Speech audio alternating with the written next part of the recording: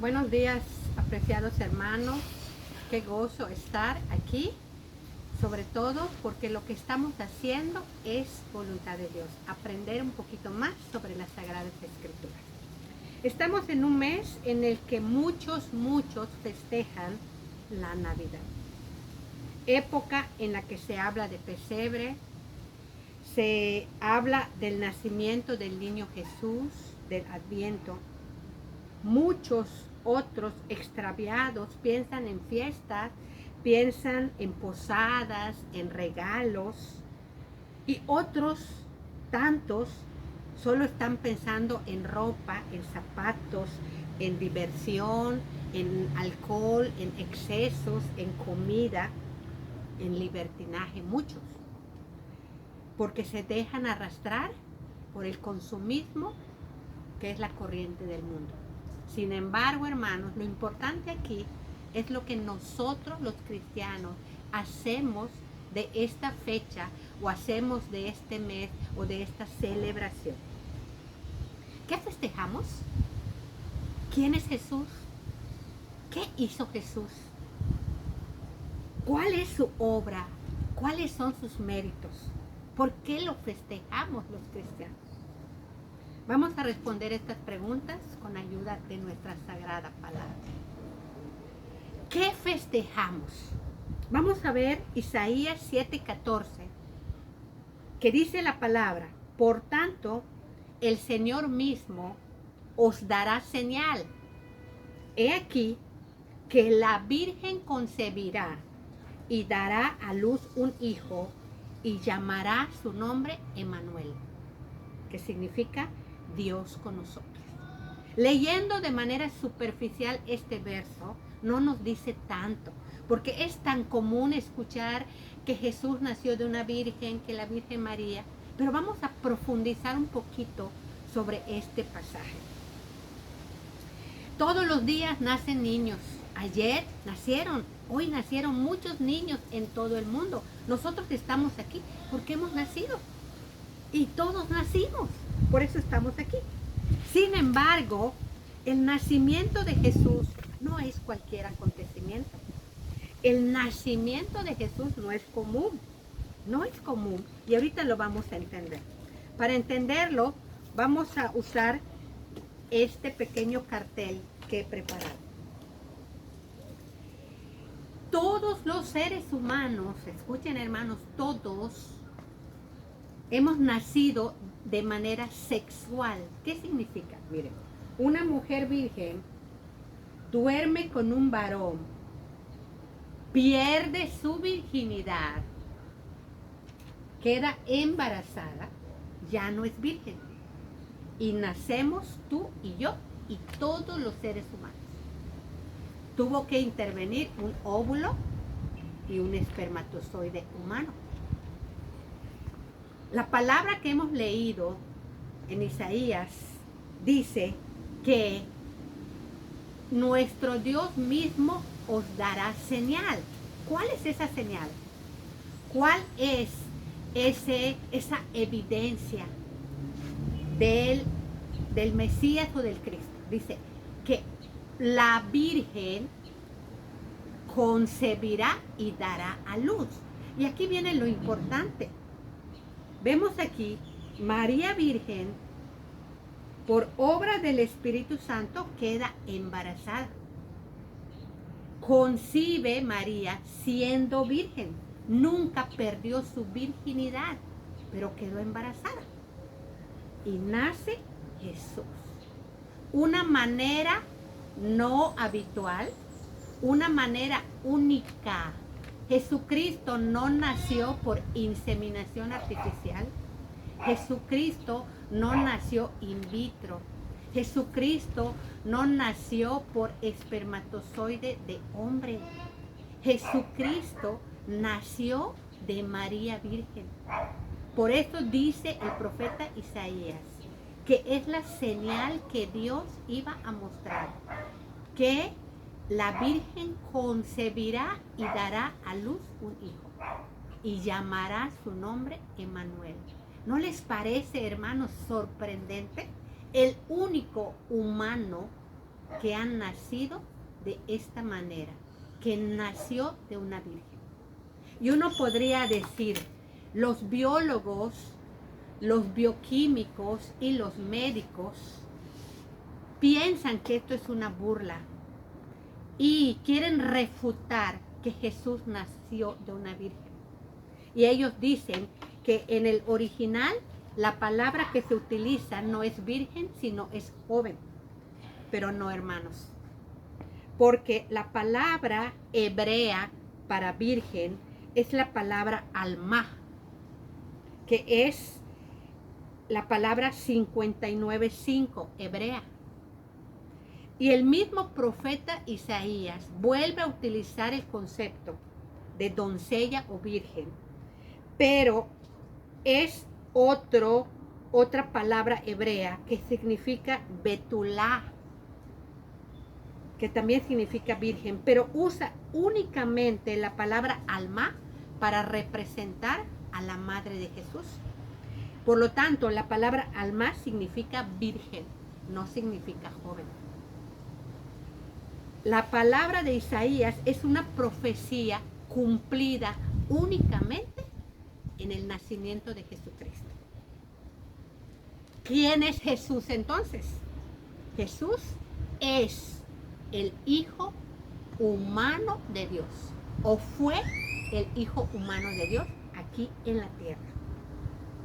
Profecía cumplida en Mateo 1:23. Y vamos a leer este texto. Le voy a pedir al hermano Miguel que lea Mateo 1:23.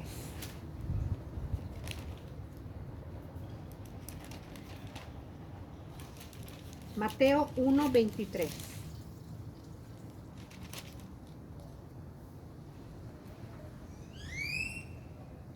Dice, he aquí, una virgen concebirá y dará a luz un hijo, y llamará su nombre Manuel, que traducido es Dios con nosotros. Vemos aquí en el profeta en Mateo, el evangelista Mateo, el cumplimiento de la profecía de Isaías. Porque todos podemos leer en Mateo, en Lucas, en Marcos, en Juan, en los evangelios, el nacimiento del Hijo de Dios. Por lo tanto, hermanos, haber nacido de una virgen no es una burla, no es algo inaudito, sino es algo maravilloso, es la evidencia, es la señal que Dios mandó sobre el nacimiento del Mesías. Jesús, el Hijo humano de Dios. ¿Qué hizo Jesús? ¿Cuál es su obra? ¿Por qué se habla mucho de Jesús y cuáles son sus méritos? Jesús hizo muchas obras innumerables, hermanos. Multiplicó los panes y los peces, caminó sobre el agua, convirtió el agua en vino, calmó tormentas, devolvió la vista a los ciegos, devolvió el caminar a los paralíticos, resucitó muertos. Hizo muchas obras sin trucos, sin efectos especiales, sin tecnología terrenal. Todas las obras de Jesús fueron milagrosas, porque el poder de Dios estaba sobre él. Sanó a muchos enfermos, a muchísimos enfermos sanó, sin sustancias químicas, sin los llamados medicamentos, sin bisturí, sin quirófano. ¿Dónde sanaba Jesús? ¿Dónde sanaba Jesús? En las casas, en las calles, en cualquier lugar donde alguien encontraba a Jesús, Jesús sanaba. Obras maravillosas. Sin embargo, todas esas obras, hermanos, fueron obras, entre comillas, sencillas, porque Él estaba con el poder de Dios. Obras relativamente fáciles, porque el Padre hacía las peticiones del Hijo, porque el Hijo fue obediente. Sin embargo, hay otros méritos muchos otros méritos de Cristo. Y estos méritos, hermanos, asombran, de verdad sorprenden a cualquier persona cuando los entienden. Filipenses 2, del 5 al 8. Creo que todos hemos leído muchas veces estos versículos preciosos. Filipenses 2, del 5 al 8. Todo el capítulo 2 de Filipenses. Me voy a permitir leerlo, hermanos.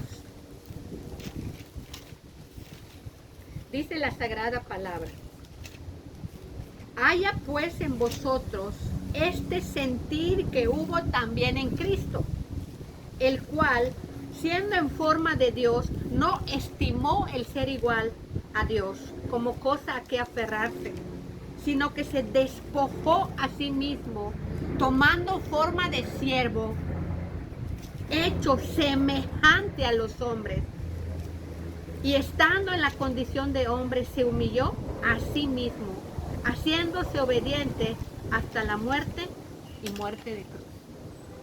Nos tardaríamos mucho tiempo si desglosáramos estos versículos. Mucho tiempo. Solo mencionaremos algunos puntos para este tema. Los méritos de Cristo, hermanos. ¿Aceptó venir a la tierra? ¿Obligado? No. Voluntariamente y de buena gana. ¿Cuánto tiempo, hermanos? ¿Un día? ¿Una semana? ¿Un año? ¿Unos meses? 33 años. Pregunta, hermano, ¿cuánto tiempo aguantas tú fuera de casa? Y en un ambiente completamente diferente a lo que estás acostumbrado. Mérito de Cristo. Aceptó venir en forma humana, hecho semejante a los hombres. No tenía necesidad de hacerlo, hermano. Aceptó venir en una forma limitada, renunciando a su condición divina. Y no bajó como cualquier hombre, no bajó como la mayoría de los hombres, sino que vino como un hombre sencillo, hijo de carpintero. Siendo hijo humano de Dios, no exigió privilegios, no exigió buenos tratos, no se exaltó a sí mismo diciendo yo soy el hijo de Dios, atiéndame, obedézcame. No, hermano, se humilló a sí mismo.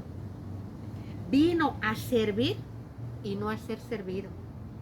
El hijo del dueño del universo no vino a mandar, no vino a presionar, no vino a condenar. Vino a servir, servir a Dios en beneficio del hombre. Vamos a leer Hebreos 4:15. Hermano Miguel, por favor. Hermanos, leamos Hebreos 4:15.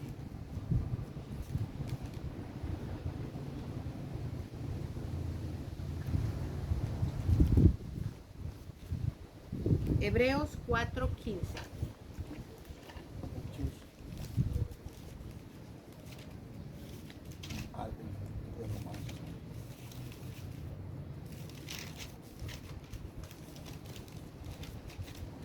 ¿Lo encontró, hermano Miguel? Está casi al final del Nuevo Testamento, casi al final, antes de Santiago. Aquí está, hermano. Hebreos 4:15. 4:15 dice así. Wow, porque no tenemos un sumo sacerdote que no pueda compadecerse de nuestras debilidades, sino uno que fue tentado en todo, según nuestras semejanzas, pero sin pecado. Amén. Esta palabra, hermanos, es para reflexionar profundamente. ¿Alguien aquí no tiene tentaciones? ¿Algún humano no es tentado? Todos somos tentados, hermano. Todo humano tiene tentaciones. Todo humano tiene pensamientos, tiene deseos que no van de acuerdo a la voluntad de Dios. Dice aquí la palabra de Dios. Porque no tenemos un sumo sacerdote que no pueda compadecerse de nuestras debilidades. Porque fue semejante a nosotros, hermanos. ¿Semejante en qué? En todo. Jesús se cansó, Jesús sintió frío, sintió hambre, sintió sed. Jesús tenía necesidades físicas como nosotros, hermanos. Pero no solamente ahí se hizo semejante a nosotros, también en las tentaciones. Porque fue tentado en todo fue tentado, en todo, hermano. ¿Qué significa que fue tentado en todo? Significa que llegaron a su mente pensamientos que no van de acuerdo a la voluntad de Dios. Pero la diferencia, hermanos, es que Jesucristo no pecó. ¿Qué quiere decir? Todos los que hemos estudiado Santiago, cómo se forman los pecados, es que el hombre hace que alimenta esos pensamientos.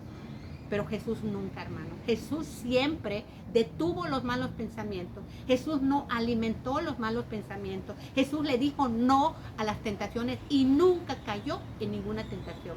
Aún en las condiciones más difíciles, en el desierto, aún cuando tenía gran necesidad, cuando estaba fuera de su casa, aún en esas condiciones, nunca usó su poder en su propio beneficio. Por lo tanto, podemos decir aquí que Jesús ha sido diferente a todos los hombres, porque fue tentado en todo, pero no cometió pecado. ¿Cuánto tiempo fue tentado, hermanos? ¿Un minuto? ¿Una hora? ¿Una semana? ¿Un mes? ¿Cuánto tiempo venció las tentaciones? ¿Cuánto tiempo, hermano? Toda su vida. Todo el tiempo que fue hombre. ¿Has caído tú, hermano, en alguna tentación? ¿Has alimentado algún mal pensamiento en ti? ¿Has querido satisfacer algún mal deseo? Jesús no, hermano.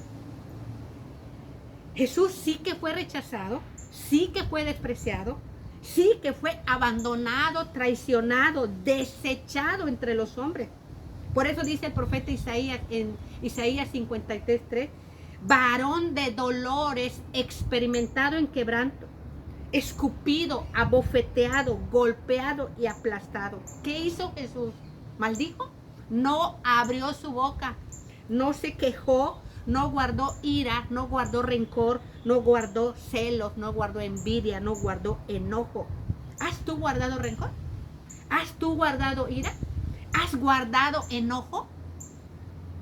Hermanos, los atletas son premiados cuando ganan una carrera en una ocasión. Los nadadores son coronados cuando ganan una competencia en una ocasión. Son reconocidos. Jesús venció las tentaciones todas las veces que llegaron a su mente. Jesús resistió las tentaciones todo el tiempo, siendo hombre. Impresionante y sorprendente la santidad y la consagración de Jesús.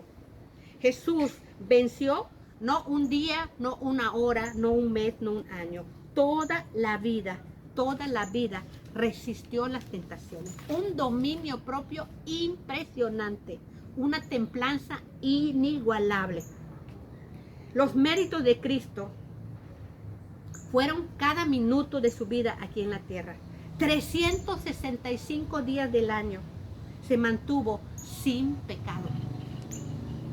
¿Qué significa también esto? Que obedeció siempre al Padre. Y obedeció no una hora, no un día, no un mes, no un año. Toda su vida obedeció, aún en los momentos más terribles y más difíciles durante la muerte de cruz. ¿Has permanecido en obediencia siempre? ¿Has vencido la tentación siempre? ¿Has obedecido a Dios todo el tiempo? ¿Has vencido tus malos pensamientos siempre? Jesucristo venció los malos pensamientos, venció la corriente del mundo, venció al pecado y por consiguiente venció a la muerte. Pero sí murió, pero también resucitó. Jesucristo no necesitó ser perdonado por Dios porque no violó ninguno de sus mandamientos. Jesucristo no necesitó pedir perdón a nadie, porque no dañó ni perjudicó ni hizo algo en contra de nadie. Jesucristo ha sido el hombre más inofensivo de toda la historia de la humanidad, el único hombre inofensivo. ¿Necesitas tú pedir perdón a Dios? ¿Necesitas tú pedir perdón al prójimo? Jesucristo no, hermanos. No necesitó el perdón. Jesús cumplió al 100% todas las demandas de la ley de Dios. Jesús hizo lo imposible. ¿Has cumplido tú todas las demandas de Dios? ¿Todas las exigencias de la ley de Dios? Estos, hermanos, son méritos únicos de Jesucristo. Pero estos méritos, siendo hombre, hermanos, no utilizó su poder divino para obedecer, sino que lo hizo siendo hombre. No se valió de su poder sobrenatural para resistir las tentaciones, sino que lo hizo siendo hombre. Desde luego, el ungido, porque tenía al Espíritu Santo. Jesús complació al Padre. Por eso el Padre le dijo, este es mi Hijo amado, en el cual tengo complacencia. ¿Puede decir eso de mí? ¿Puede decir Dios eso de ti? Este es mi Hijo amado, en el cual me complazco. Jesús amó siempre al Padre. Amó siempre a su Padre. Obedeció siempre a su Padre. Jesús amó siempre al prójimo. Ayudó, levantó, sanó, alimentó, hizo milagros en beneficio del prójimo. Enseñó, corrigió, exhortó, estimó a toda la humanidad como superiores a él mismo. Dio su vida, hermanos, a cambio de nuestra vida. Jesucristo no condenó al pecador. Vemos, acuérdense de la mujer adúltera, sorprendida en el acto mismo del adulterio. Y Jesús le dijo, ¿dónde están los que te acusaban? ¿Alguno te condenó? No, Señor, ni yo te condeno. Jesús no vino a condenar al pecador. Al contrario, vino a salvarlo.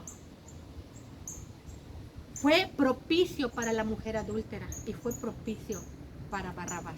Liberó a la mujer adúltera de la condenación que merecían sus actos. Liberó a Barrabás de la muerte de cruz. Llegó justo a tiempo, así como llegó a tu vida y como llegó a mi vida, justo a tiempo. Juan 3:16, porque no envió Dios al mundo a su Hijo para condenarlo, sino para que el mundo sea salvo por él. Jesucristo venció siempre el egoísmo, no buscó lo suyo propio, no estimó su propia vida. Venció la envidia, venció la codicia, venció el enojo, venció la mentira y trajo la verdad. Jesús y su obra majestuosa, única, hizo lo imposible al cumplir la ley de Dios. Pero ¿saben qué, hermanos? La muerte de Jesús también es cumplimiento de la ley, porque Dios exige hasta el día de hoy y demanda castigo para el transgresor de la ley. Pero en su misericordia estableció sangre para perdón de pecados. Y sin derramamiento de sangre no hay remisión de pecados. Pues Jesucristo decide por amor a ti y a mí, decide pasar los peores minutos de su vida para que tú y yo tengamos oportunidad de llegar al cielo. Porque Dios debía castigar al transgresor y al pecador. Y Jesús dijo, no castigues a Miguel, castígame a mí. No castigues a Karina, no castigues a Luis, no castigues a María. No castigues al pecador, castígame a mí. Y Jesús, con su vida, con su sangre, con su muerte, recibió el castigo que tú y yo merecíamos. Hizo lo grandioso, hizo lo que nadie podía hacer. hizo lo sorprendente, hizo lo sobrehumano, hizo este acto puro de amor. ¿Y todo por qué? Porque nos ama y porque quiere que lleguemos a la casa del Padre. Jesús ofreció su vida a cambio de la nuestra. Jesús valoró más nuestra vida que la suya propia. Y no fue un truco, y no es una fábula, y no es una metáfora, y no es un cuento. Un hombre llamado Jesús expiró colgado en una cruz. Un hombre llamado Jesús terminó su vida santa aquí en la tierra. Fue despedido, colgado en una cruz, traicionado, desechado, molido, abandonado. Jesús puso su vida aún por el peor y más terrible de los pecadores. Por eso dice la palabra en 1 Timoteo 1, 14 y 15. Es una palabra preciosa. 1 Timoteo 1, versículo 14 y 15. Esta palabra preciosa dice así la Sagrada Escritura. ¿Primera Timoteo qué? 1 Timoteo capítulo 1, versículo 14 y 15. Dice la palabra. 1 Timoteo 1, 14 y 15. Pero la gracia de nuestro Señor fue más abundante con la fe y el amor que es en Cristo Jesús. Palabra fiel y digna de ser recibida por todos. Que Cristo Jesús vino al mundo. Sí, hermanos, Cristo Jesús vino al mundo para salvar a los pecadores. El apóstol Pablo bien que entendió el significado de la muerte de Cristo. Bien que comprendió el acto de amor de Jesús en esa cruz. Por eso agrega en el versículo 15, de los cuales yo soy el primero. Esta palabra merece ser recibida por todos los hombres. Entender que Jesús pagó por nuestros pecados y que su muerte fue la liberación de nosotros del castigo eterno. Cristo Jesús vino al mundo y para que pueda morir tuvo que nacer. Por eso el nacimiento de Jesús es un acontecimiento glorioso, maravilloso, hermoso, que todo creyente debe festejar. Jesucristo vino a salvar a los que no lo merecen. Jesús vino a salvar a los que no dieron ni un motivo para ser salvos. A los que nos hemos portado muy mal, a los que hemos ofendido a Dios, a los que nos ganamos el infierno. Jesucristo no necesitaba espacio en el cielo. Él es el dueño del cielo. Jesús como heredero es dueño de todo el universo, hermano. ¿Tienes tú derecho al cielo? ¿Crees que tienes directo acceso al cielo? No, hermano. Es por los méritos de Cristo que tenemos la oportunidad de llegar al cielo. Jesús trae muchos regalos. Y lo más hermoso, hermanos, que Jesús bajó. El Padre lo envió, por eso se llama enviado. Jesús no necesitaba ser adoptado por Dios, porque Jesús es el único hijo humano de Dios. Los títulos de Jesús, hermano, todos los títulos: enviado, ungido, Mesías, Cristo, consejero, príncipe de paz, el santo, el único recto, el único bueno, el único perfecto, el Señor de señores, el Rey para siempre, el Rey de reyes, el obediente, el mediador entre Dios y los hombres, el sumo sacerdote para siempre, el abogado eterno, el perfecto, el completo, el sin pecado, el inmutable. Pero tiene un título maravilloso y hermoso que debemos valorar los pecadores, que es el super salvador. Filipenses 2 del 8 al 9 dice la palabra que Dios lo exaltó hasta lo sumo. Lo exaltó no por ser su hijo, sino lo exaltó porque se humilló a sí mismo. Él, Jesús, no se exaltó, no se autoexaltó, no buscó reconocimiento de hombre. Se humilló a sí mismo y se hizo obediente a Dios en beneficio de nosotros. Y su obediencia, hermanos, su obediencia duró toda su vida, aún en los últimos minutos de entregar el Espíritu. Fue obediente hasta la muerte y Dios mismo lo exaltó. Jesús no le causó problemas a sus padres. ¿Dónde estará mi hijo? ¿Estará fumando? ¿Estará tomando? ¿Estará corriendo? ¿Dónde estará mi hijo? Fue un hijo ejemplar. Jesús se merece todos los títulos y se ha llevado todos los títulos del mejor hombre, del mejor humano, del hombre perfecto. Ya se los ganó, hermanos, todos los títulos. ¿Y nosotros qué? ¿Y nosotros qué, hermanos? ¿Dónde quedamos?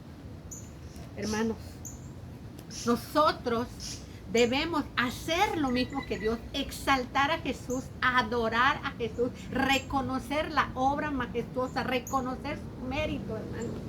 Y debemos humillarnos delante de Él, y debemos postrarnos delante de Él, y debemos obedecer sus enseñanzas. Jesús es lo máximo. Nosotros no aspiremos, hermanos, a competir. No compitamos con nuestros hermanos. No estemos nosotros envidiando, no estemos queriendo la posición de otro. Hermanos, ¿qué debemos hacer? ¿Qué debemos hacer? Edificarnos unos a otros, ayudarnos unos a otros, apoyarnos unos a otros, orar unos por otros, edificarnos. Dice la palabra, perfeccionarnos. La palabra perfeccionarnos significa dejar restaurarnos, dejar que nos reformemos, dejar que nos alineemos, que Dios nos alinee a su perfecta voluntad. Hermanos, ya no hay más apóstoles y profetas. Los apóstoles y profetas están en la Biblia. El fundamento está puesto por los apóstoles y profetas. No hay otro fundamento. Evangelistas, hay 4 evangelistas: Mateo, Marcos, Lucas y Juan. Pastores y maestros, existen actualmente muchos pastores y maestros. ¿Y nosotros qué? Nosotros, hermanos, debemos humillarnos delante de Dios. Debemos nosotros dejar de ser arrogantes. Seamos humildes. No pensemos de nosotros más de lo que debemos pensar. No debemos sentirnos más de lo que realmente somos. Humillémonos y dejémonos usar como instrumentos del amor de Dios. Ese es nuestro privilegio. No aspiremos a títulos, no compitamos entre hermanos, no querramos ser como este pastor o como este hermano. Dejemos que Dios nos utilice como instrumentos de su amor en sus manos. Eso es lo que debemos nosotros aspirar. Y estamos en un tiempo precioso en el que Dios puede ser hallado. Estamos en un tiempo en el que debemos compartir nuestra fe. Roguemos a Dios que seamos instrumentos en sus manos. No busquemos exaltación de hombre. No busquemos reconocimiento de hombre. Busquemos la exaltación de Dios. Busquemos el reconocimiento de Dios. Busquemos, hermanos, la afirmación de Dios. Qué hermoso es que Dios nos diga: este es mi hijo amado, en él me complazco. Porque es un hijo obediente. Porque es un hijo que reconoce sus errores, reconoce su pecado. Y qué hermoso es oír como al malhechor, qué hermoso es que un día escuchemos, hoy mismo, Miguel, hoy mismo estarás conmigo en el paraíso. Dios nos bendiga, hermanos. Le voy a pedir a Miguel que haga una oración final. Señor Padre Santo, Divino, Rey de Reyes y Señor de Señores, en esta mañana, Padre, venimos ante ti, dándote las gracias por todo lo que nos das, Señor, por tantas bendiciones y tanto amor que nos das y no lo merecemos, Padre. Gracias, Padre, por tu Hijo Jesucristo, Señor, porque tú nos los diste para que a través de Él tengamos el derecho, la esperanza a la salvación, Señor. Gracias por todo lo que nos mandaste con tu Hijo, Padre, Señor. Enséñanos, mi Rey, a valorar todo lo que nos das. Enséñanos a valorar todo lo que Cristo nos trajo, todo lo que Cristo nos dio, Señor. Por favor, Padre, obra en nuestro corazón y haz que valoremos todo, Señor. Todo, Padre. Y enséñanos, Señor, a ser agradecidos contigo, mi Rey. Nos ponemos en tus manos porque tuya es la gloria y la honra, Padre Santo. Amén. Amén, amén.